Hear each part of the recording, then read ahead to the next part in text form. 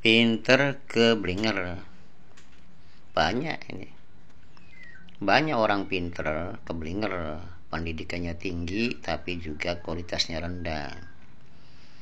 Gelarnya mentereng, tapi seperti ya kebanyakan orang awam dalam sikap, dalam bicaranya itu. Kenapa begitu? Ya karena kebersihan hati ya dari penyakit-penyakitnya itu akan menentukan kualitas seseorang dalam berperilaku maupun dalam berpendapat atau berpikir lah ya, berpikir. Kalau orang ini meskipun itu gelarnya mentereng ya, al-alim ke ahli ilmu ke pengamat ke habib sekalipun misalkan ya,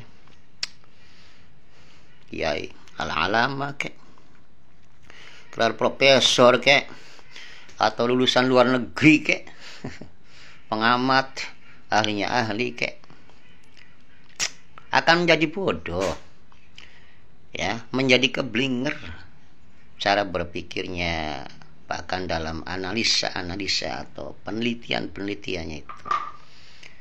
Kalau tidak bisa membersihkan hatinya dari penghalang-penghalang kebodohan, contohnya yaitu seperti kebencian dalam hati, itu akan menutup hikmah. Kesombongan itu juga akan menutup hikmah cahaya ilmu.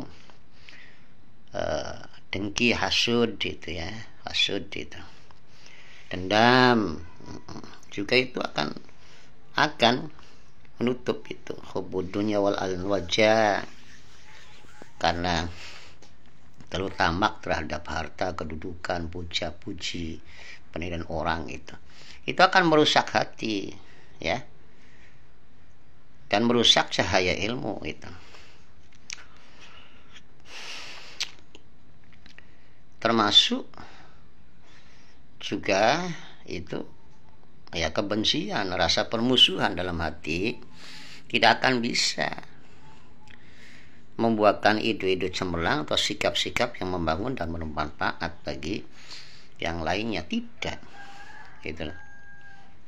Setiapnya yang dikeluarkan oleh mulutnya itu adalah polusi, racun sesungguhnya itu bagi diri dan bagi orang lain. Hati-hati itu. Maka dalam Al-Quran itu dikatakan qad aflaha man zakkaha, sungguh beruntung itu orang-orang yang bisa menjaga hatinya dari penyakit-penyakit yang mengotori, yang merusak. Nah, disinilah akan terjadi ya, kalau tidak cakep, tidak awas, tidak pintar untuk menjaga hati dari penyakit-penyakit, maka gelar itu percuma. Lulusan dari mana dia percuma. Ya. Karena apa? Karena yang dikeluarkan oleh mereka itu hanya polusi. Dakwah-dakwahnya, ajakan-ajakannya meskipun dikemas oleh agama sekalipun, tidak akan masuk pada jiwa umat ya. Begitu juga itu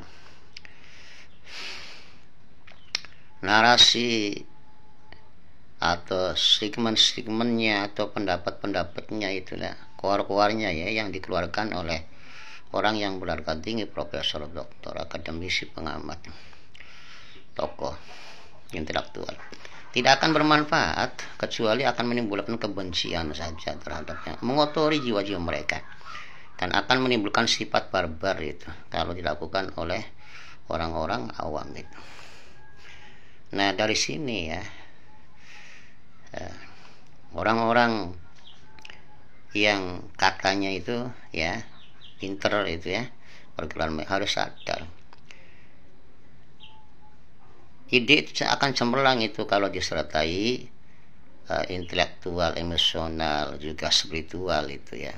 Jadi kemampuan kecerdasan spiritual itu akan menuntun kecerdasan ilahiyah maksudnya gitu ya.